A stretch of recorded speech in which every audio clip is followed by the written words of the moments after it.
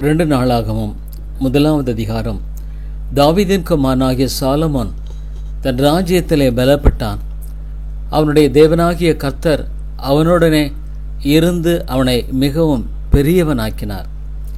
Solomon 1000 பேருக்கு அதிபதிகளும் 100 பேருக்கு அதிபதிகளும் நியாயாதிபதிகளும் இஸ்ரவேல் எங்கும் இருக்கிற வம்சங்களின் தலைவராகிய சகல பிரபுக்களுமான இஸ்ரவேல் அனைவரோடும் பேசி, அவனும் அவனோட கூட சபையார் அனைவரும் கிபியோனில் இருக்கிற மேடைக்கு போனார்கள்.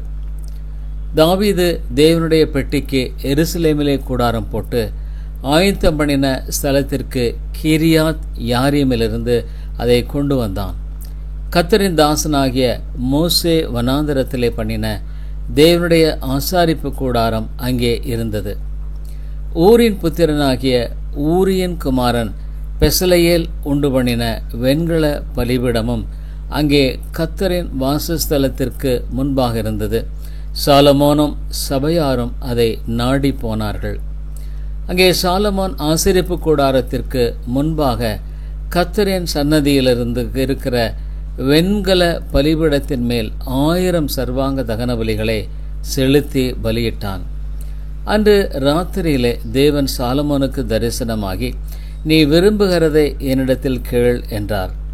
சாலமோன் தேவனை நோக்கி, தேவரீர் என் தகப்பனாகிய தாவீதுக்கு பெரிய கிருபை செய்து என்னை அவன் ஸ்தானத்திலே ராஜாவாக்கினீர்.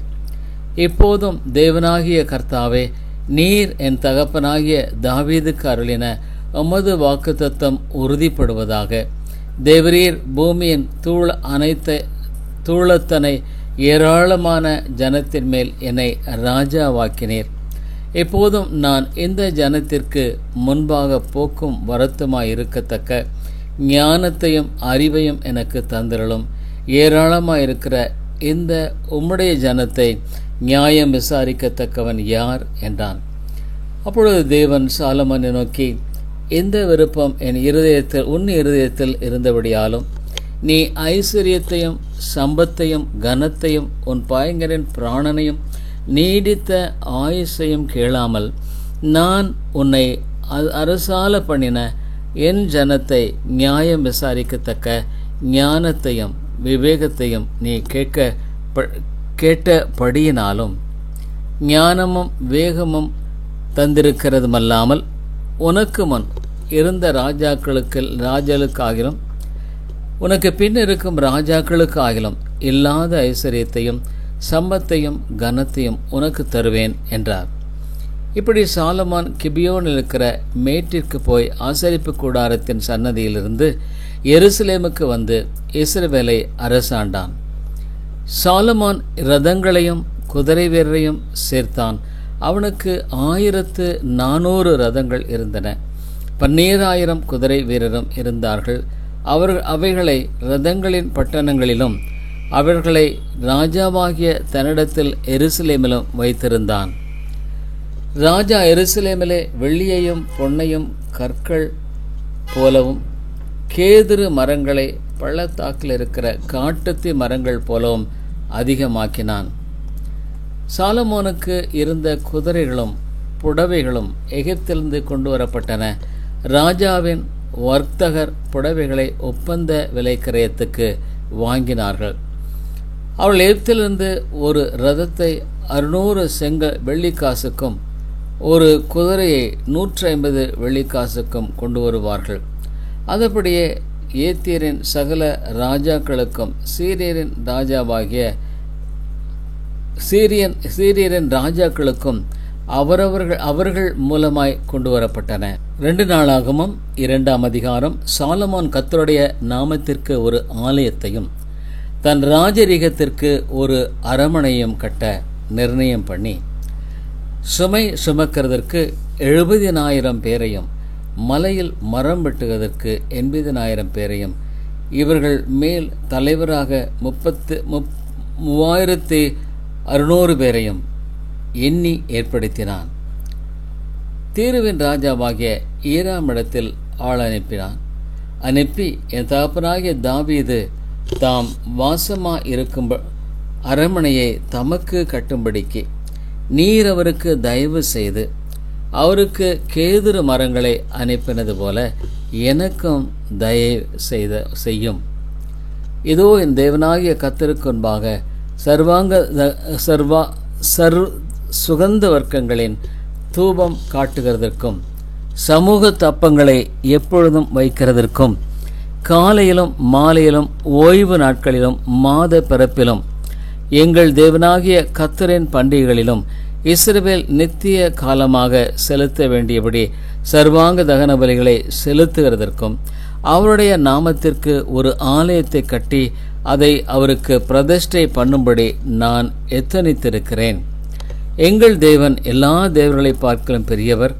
ஆகையால் நான் கட்டப்போகிற ஆலயம் பெரிதாயிருக்கும். வானங்களும் வானாதி வானங்களும் அவரை கொள்ளக்கூடாதிருக்க அவருக்கு ஒரு ஆலயத்தை கட்ட வல்லவன் யார்?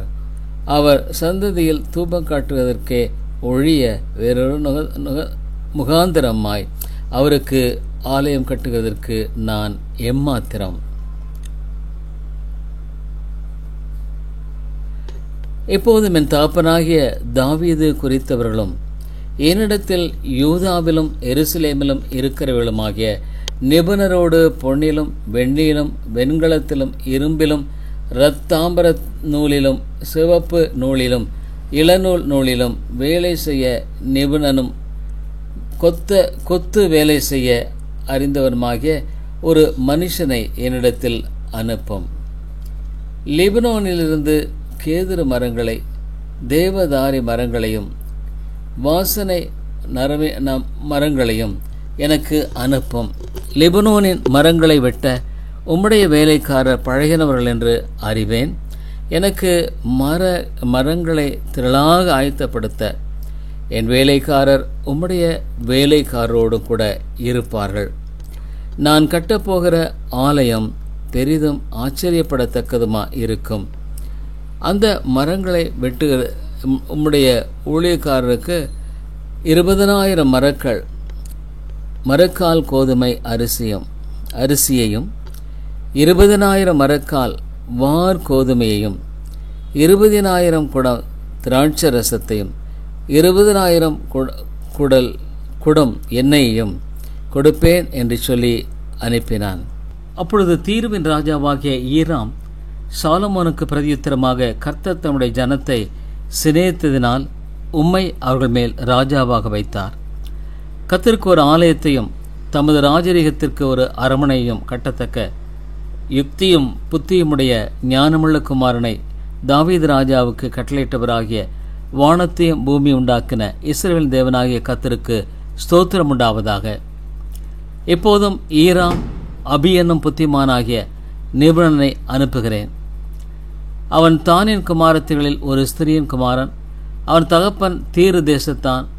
அவன் பொன்னிலும் வெள்ளியிலும் வெண்கலத்திலும் இரும்பிலும் கற்களிலும் மரங்களிலும் இரத்தாம்பர நூலிலும் இளநீல நூலிலும் மெல்லிய நூலிலும் சிவப்பு நூலிலும் வேலை செய்யும் சகலவித கொத்து வேலை செய்யவும் என்னென்ன செய்ய வேண்டுமென்று அவனுக்கு சொல்லப்படுமோ அவைகளெல்லாம் உம்மிடத்திலுள்ள நிபுணரோடும் உம்முடைய தகப்பனாகிய தாவீது என்னும் என் ஆண்டவனின் நிபுணரோடும் கூட யூகித்து செய்யவும் அறிந்தவன். என் ஆண்டவன் தாம் சொன்னபடி கோதுமையும் வார்கோதுமையும் எண்ணெயையும் திராட்சை ரசத்தையும் தம்முடைய ஊழியக்காரருக்கு அனுப்புவாராக. நாங்கள் உமக்கு தேவையான மரங்களையெல்லாம் லிபனோனிலே வெட்டி அவைகளை தொப்பங்களாய் கட்டி கடல் வழியாய் யோப்பா மட்டும் கொண்டு வருவோம். பிற்பாடு நீர் அவைகளை எருசலேமுக்கு கொண்டு போகலாம் என்று எழுதி அனுப்பினான். தன் தாப்பனாகிய தாவீது இஸ்ரவேல் தேசத்தில் உண்டான மறு ஜாதியாரையெல்லாம் எண்ணி தொகையிட்டது போல சாலமோனும் அவர்களை எண்ணினான்.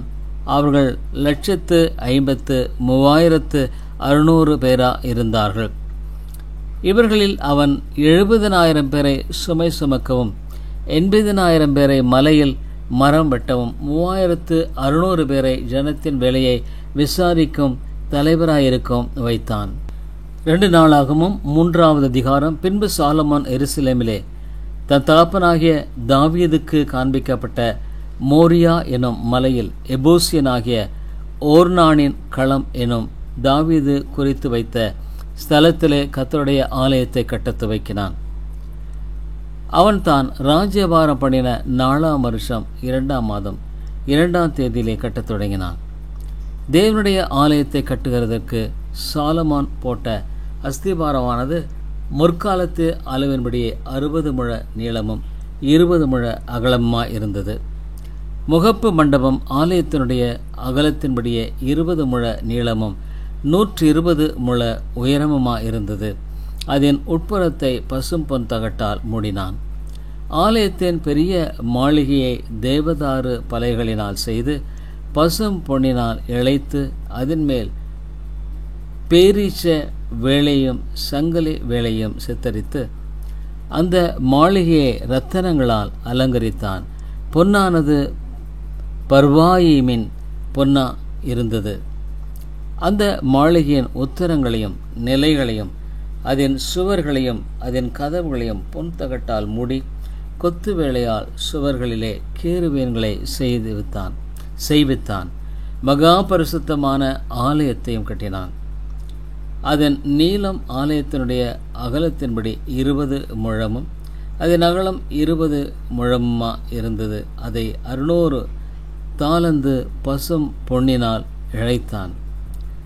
ஆணிகளின் நிறை 50 பொன் சேக்கலானது. மேலும் அறைகளையும் பொன்னினால் இழைத்தான். அவன் மகா பரிசுத்தமான ஆலயத்திலே 2 கேருபீன்களையும் சித்திர வேலையாய் உண்டு பண்ணினான். அவைகளை பொன் தகட்டால் மூடினான். அந்த கேருபீன்களுடைய செட்டைகளின் நீளம் 20 முழமானது. ஒன்றினுடைய ஒரு செட்டை 5 முழமாயிருந்து ஆலயத்து சுவரை தொட்டது. மறு செட்டை 5 முழமாயிருந்து மற்ற கேருபீனின் செட்டையை தொட்டது. மற்ற கேருபீனின் ஒரு செட்டையும் 5 முழமா இருந்தது. ஆலயத்து சுவரை தொட்டது. அதன் மறு செட்டையும் 5 முழமா இருந்து மற்ற கேருபீனின் செட்டையை தொட்டது. இப்படியே அந்த கேருபீன்களின் செட்டைகள் 20 முழ விரிவா இருந்தது. அவைகள் தங்கள் கால்களால் ஊன்றி நின்றது. அவைகளின் முகங்கள் ஆலயத்து உட்புறமாய் நோக்கி இருந்தது. இள நீல நூலாலும் இரத்தாம்பர நூலாலும் சிவப்பு நூலாலும் மெல்லிய நூலாலும் திரையும் அதிலே கேருபீன்களின் உருவங்களையும் உண்டு பண்ணினான். ஆலயத்திற்கு முன்னாக 35 முழ உயரமான 2 தூண்களையும் அவைகளுடைய முனைகளின் மேலிருக்கும் 5 முழ உயரமான கும்பங்களையும் உண்டாக்கி சந்ததிக்கு முன்னிருக்க சங்கிலிகளையும் பண்ணி தூண்களின் முனைகளின் மேல் பற்ற வைத்து 100 மாதுளம் பழங்களையும் பண்ணி அந்த சங்கிலிகளில் கோர்த்தான். அந்த தூண்களை அவன் தேவாலயத்திற்கு முன்பாக ஒன்றை வலதுபுறத்திலும் ஒன்றை இடதுபுறத்திலும் நாட்டி வலதுபுறமானது யாகின் என்றும் இடதுபுறமானது போவாஸ் என்றும் பெயரிட்டான்.